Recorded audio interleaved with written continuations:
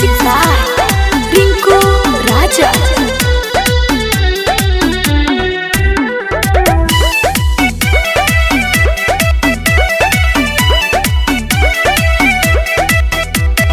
काली काली सड़िया में जोचेलू, काली काली सड़िया में जोचेलू, हंसी के करे जावा में धसेलू।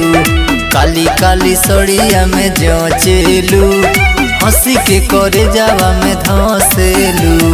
तोहरे खातिर साज सवारी ना, तोहरे खातिर साज सवारी ना, हम जानो प्यार तो से करी ना। काली काली सड़िया में जोचेलू, हंसी के करे जावा में धसेलू। साचो का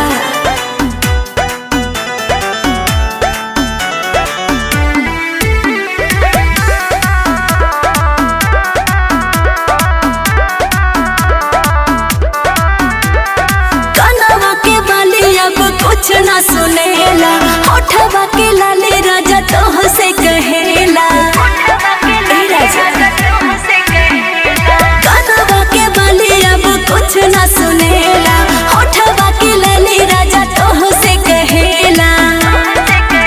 भराना कोरा में मजा लेला जोरा में, बात मानो।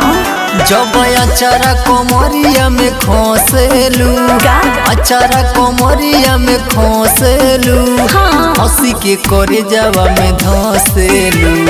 काली काली सड़िया में जोचेलू, हंसी के करे जावा में धसेलू। कुछ बोलेला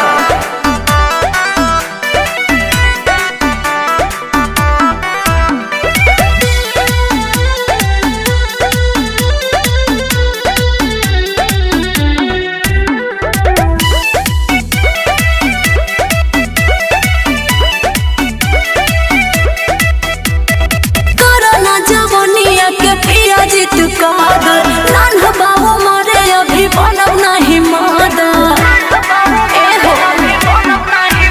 हरे करना जवनिया के पिया जे तू कादर, नान बाबू मारे अभी बनब नहीं मादर।